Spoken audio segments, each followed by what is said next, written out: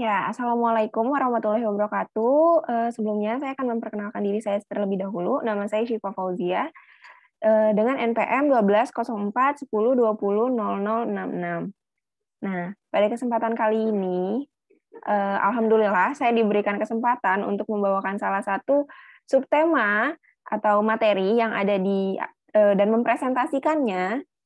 Jadi materi ini ada di buku 101 Invention Muslim Heritage in Our World. Nah, subtema yang saya bawakan ini adalah kenapa saya pilih gitu ya. Padahal di buku itu banyak banget gitu ya. Jadi di buku itu kan banyak banget topik-topik dan tema-tema yang menarik nih. Tapi setelah saya lihat perkembangan ilmu ini canggih juga ya, bisa dilakukan pada saat era yang benar-benar jauh dari peradaban kita sekarang gitu, yang bisa dikatakan jauh sekali, dan yang masih mungkin kan kok bisa sih ilmu surgery ini bisa berkembang di era tersebut gitu ya. Nah, jadi topik yang saya pilih adalah tentang ilmu bedah atau surgery. Nah, lanjut, berkembangnya ilmu bedah modern pada masa Islam di Eropa. Jadi pada masa Islam di Eropa ini, seperti yang kita tahu ya, pusatnya ada di Spanyol pada saat itu, gitu. Jadi benar-benar pada saat keemasan Islam ini banyak banget melahirkan cendekiawan, terus penemu-penemu yang sangat memberikan karya dan kontribusinya sampai sekarang. Bahkan sampai sekarang pun dari berbagai bidang bisa kita rasakan gitu ya, kayak misalnya mulai dari sains, sastra, bahkan sampai ke ilmu kedokteran pun itu bisa bahkan ditemukan, bahkan dikembangkan dari saat itu, yang bisa kita bayangin itu jauh banget dari peradaban kita sekarang yang super duper canggih. Jadi bisa dibilang perkembangan peradaban Islam pada saat itu tuh benar-benar keren banget gitu ya. Nah, ilmu bedah modern merupakan puncak inovasi tercanggih di dunia kedokteran selama berabad-abad lamanya. Ilmu ini dicetuskan oleh para tokoh yang mendedikasikan hidupnya untuk menyelamatkan banyak nyawa manusia pada saat itu ya. Jadi etika penyelamatan nyawa manusia ini juga dilakukan oleh umat muslim di barat daya Spanyol ribuan tahun lalu, di mana muslim mengenalkan 3 tipe pembedahan. Nah, kalau dibilang jadi sebelum ada Islam itu belum ada ilmu bedah dong, gitu ya. Jadi bukan nggak ada ilmu bedah, tapi sebelum masa keemasan Islam ini, ilmu bedah sudah ada, cuma memang prosedurnya, metodenya itu masih dilakukan dengan cara yang cukup tradisional gitu. Ya, jadinya setelah ada Islam ini maka dimodernisasi lagi, bahkan dimodernisasinya itu bisa sampai sekarang masih digunakan gitu ya. Nah, di mana pada saat itu ada 3 tipe pembedahan. Yang pertama ada vascular surgery, ada general surgery, dan orthopedic surgery. Apa sih perbedaan 3 surgery ini atau tipe pembedahan ini? Yang pertama ada vascular surgery, di mana vascular surgery ini adalah pembedahan yang difokuskan terhadap organ-organ yang ada, organ-organ mengenai pembuluh darah, sistem peredaran darah ya, kayak misalnya organ-organ jantung dan sistem pembuluh darah lainnya, kayak gitu. Terus yang kedua ada general surgery. Nah, general surgery ini mencangkup banyak hal, kayak misalnya organ-organ yang umum aja, kayak misalnya hati gitu ya, ada di otak gitu ya. Terus selanjutnya orthopedic surgery. Nah, orthopedic surgery ini adalah bedah yang dikhususkan atau difokuskan kepada ilmu pembedahan pada tulang gitu, pada tulang manusia gitu ya. Kalau misalnya kita balik lagi nih ke era sekarang, kita tinggal gitu ya, 2021 2.0 gitu, 4.0 itu pasti udah banyak banget ya, udah banyak banget cabang-cabangnya gitu. Nah, bisa dibilang cabang-cabang yang udah ada sekarang ini lahir dari 3 cabang yang ini, karena emang sebenarnya sampai sekarang orthopedic surgery juga masih ada, vascular surgery juga ada gitu. Mungkin yang general ini bisa dikembangkan lebih banyak lagi kayak gitu.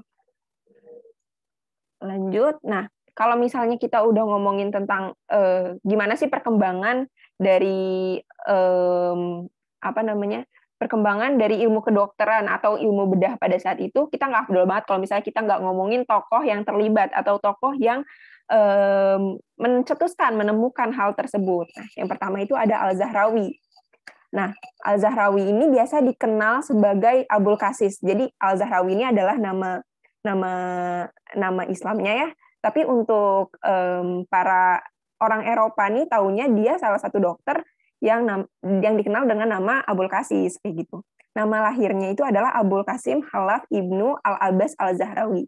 Lahirnya di Cordoba tahun 935 Masehi dan meninggal juga di Cordoba pada tahun 1013 Masehi.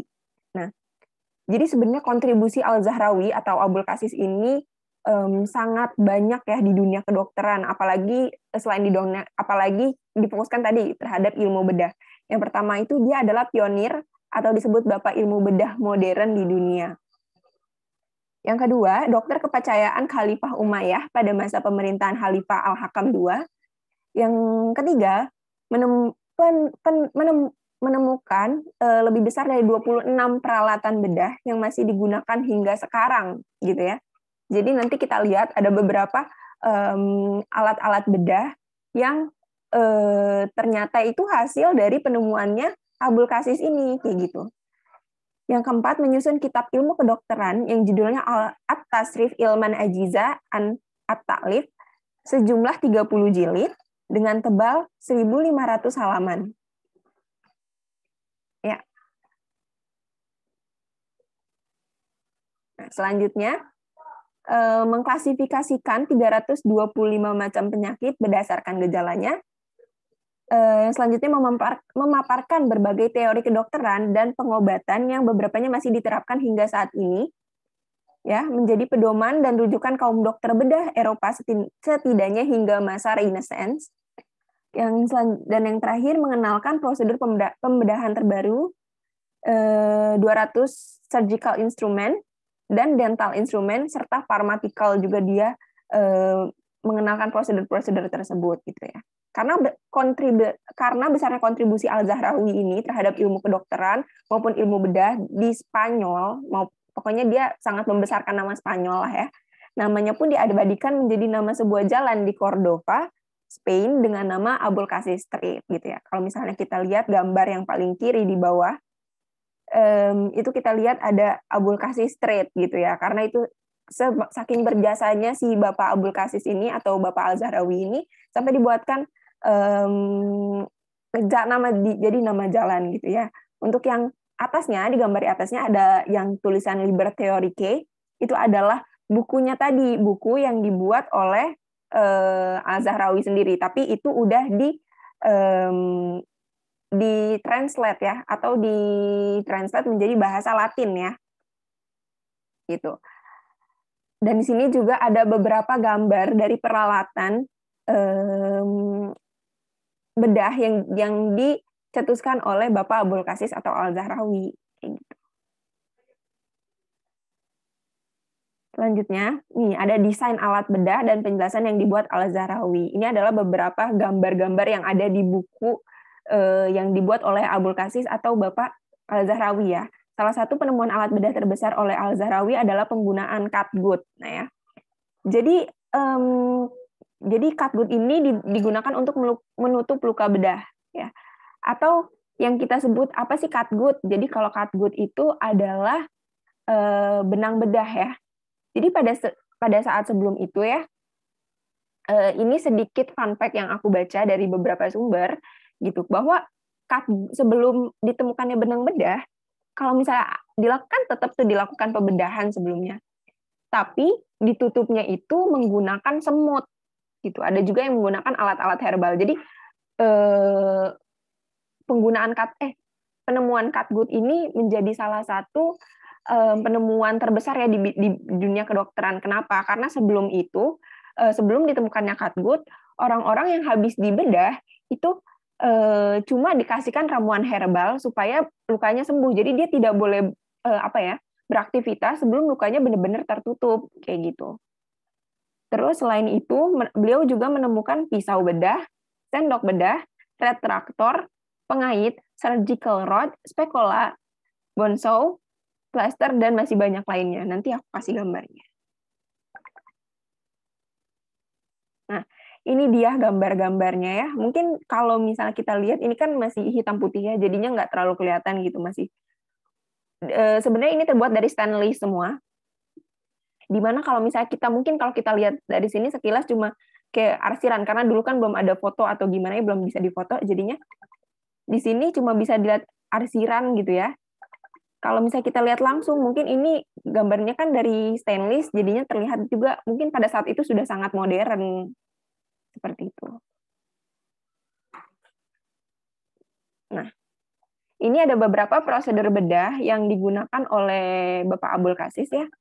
Yang pertama adalah penggunaan surgical cotton untuk mengontrol pendarahan. Tadi kalau misalnya ada pendarahan itu mulai digunakan penggunaan surgical cotton itu dari zamannya Al-Zahrawi ini. Prosedur tracheotomi. Nah, tracheotomi ini adalah operasi yang dikhususkan di daerah trakea atau di leher gitu ya. Yang selanjutnya membenarkan dislokasi tulang. Penggunaan teknik fine drill inserted ke saluran kemih untuk menderita kencing batu. Selanjutnya teknik memanaskan beberapa area kulit sebagai pereda nyeri saat operasi atau cauterization. Jadi ini adalah salah satu metode yang digunakan kalau kata kita mah di sini sekarang anestesi ya. Obat bius supaya tuh nggak terlalu sakit gitu rasa sakit di operasinya. Kalau sekarang kan kita lebih pakai yang kimia ya. Kalau dulu pakainya cauterization ini gitu. Terus ada prosedur pembuatan dead fetus, pembuangan dead fetus, menggunakan forceps untuk yang mengalami keguguran.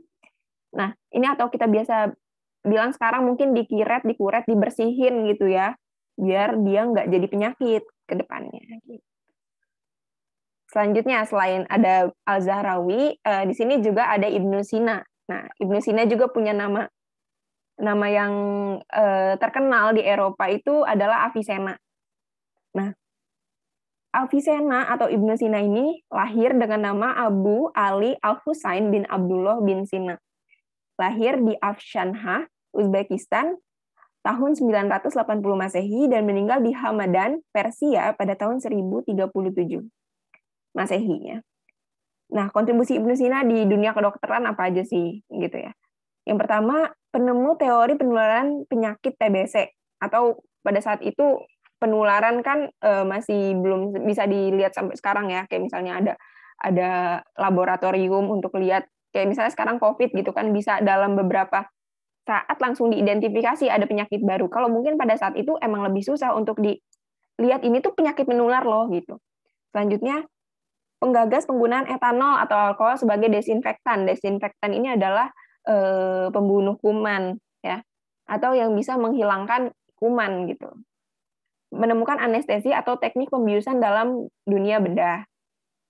Selanjutnya, penulis ensiklopedia dalam bidang kedokteran bertajuk Al-Qanun fit Thalib atau yang biasa dikenal Canon of Medicine yang telah diterjemahkan ke bahasa Latin. Yang selanjutnya, penggunaan ngejut nadi dalam mendiagnosa penyakit pasien. Nah, ini adalah gambar dari buku si The Canon of Medicine yang dibuat sama Avicenna ya, yang isinya itu ada prosedur bedah atau bone fracture, ada prosedur pembedahan pada penyakit saraf dan prosedur pembedahan tumor dan kanker gitu. Jadi ada beberapa sumber juga yang mengatakan bahwa emang buku yang dibuat sama Ibnu Sina ini, The Canon of Medicine gitu ya, ini kan ada banyak banget jilidnya gitu ya, itu masih digunakan sampai jadi kan buku wajib yang harus digunakan oleh mahasiswa-mahasiswa kedokteran sampai sekarang kayak gitu, karena emang di dalamnya ini sangat-sangat lengkap gitu ya. Nah, Ibnu Sina juga ngejelasin tentang tumor and cancer treatment gitu ya di buku ini gitu ya. Jadi dia agak fokus juga nih ke tumor and cancer treatment, apalagi ke pembedahannya gitu ya. Jadi menurut Ibnu Sina, di buku Canon of Medicine, tumor atau kanker bila dibiarkan akan semakin bertambah ukurannya sehingga kanker itu akan menyebar dan merusak. Akarnya dapat menyusup di antara elemen jaringan tubuh. Ibnu Sina juga menggolongkan tumor menjadi dua, yakni tumor panas dan tumor dingin. Tumor yang berwarna dan terasa hangat saat disentuh biasanya disebut sebagai tumor panas. Sementara tumor yang tidak berwarna dan terasa hangat itu disebut tumor dingin. Ibnu Sina menyebut kanker sebagai bentuk tumor yang berada di antara tumor dingin dan tumor panas. hal yang harus dilakukan untuk menghilangkan kanker atau tumor, yaitu dengan prosedur pembedahan dengan notes bahwa kanker yang bisa diangkat adalah limited cancer. Jadi kayak kanker yang masih punya batas gitu ya. Apabila kankernya masih terus berkembang, maka prosedur yang dapat diambil adalah organ amputation. Oke, lanjut ke surgery di era Renaissance ya, atau ilmu bedah di era Renaissance. Nah, setelah dari masa kejayaan Islam, kita masukkan ke Renaissance ya, ke masa di mana mulai ada kristenisasi dan lain-lain. Nah, di sini juga masih banyak gitu ya yang menggunakan prosedur bedah yang tadi dibuat oleh dua orang cendekiawan ya, atau penemu juga. Oh ya, FYI, di bagian Ibnu Sina, dia itu selain seorang dokter juga, dia adalah seorang sastrawan, seorang cendekiawan juga ya, yang banyak sekali melahirkan hukum-hukum baru gitu ya.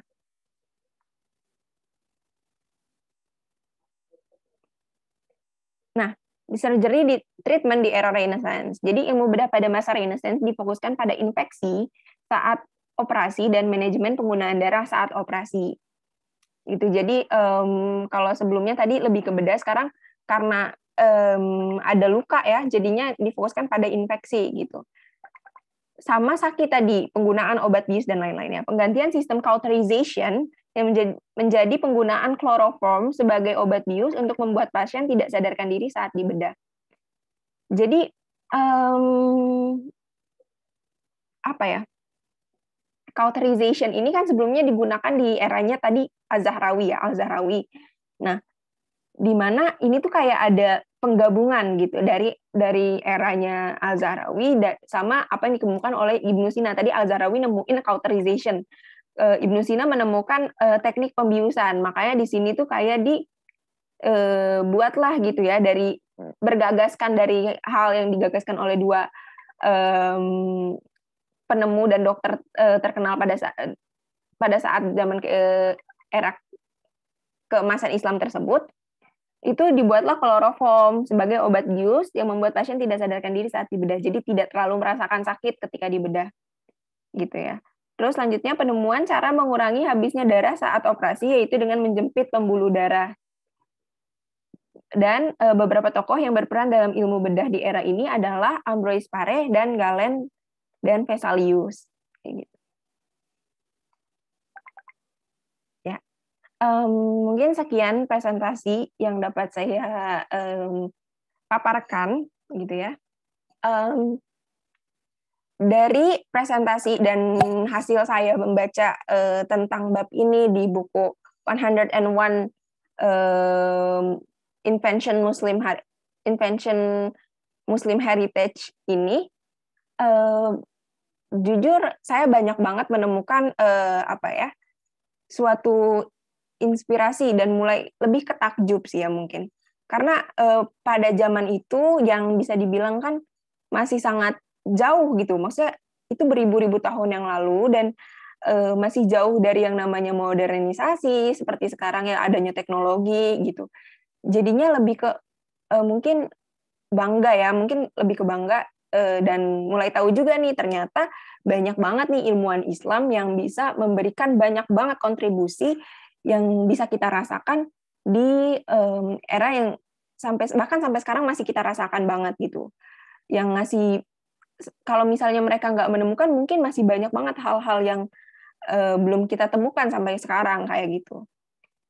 Selain itu juga untuk di bagian ilmu bedah sendiri, di bagian ilmu bedah ini cukup banyak banget yang ditemukan. Bahkan tadi bukunya masih ada yang katanya masih digunakan oleh para mahasiswa kedokteran sampai sekarang. Itu berarti emang penemuannya sangat hal-hal yang dicetuskan tuh emang hal-hal yang sangat bermanfaat gitu. Nah, bisa jadi acuan juga untuk kita supaya kita bisa lebih kreatif lagi nih untuk ngembangin apa sih yang kira-kira mau kita lakukan sebagai generasi Muslim gitu, untuk membuat suatu terobosan baru juga seperti itu. Mungkin presentasi yang dapat saya sampaikan cukup sekian. Apabila ada salah penyampaian atau ada salah dalam mengatakan sesuatu, itu mohon dimaafkan.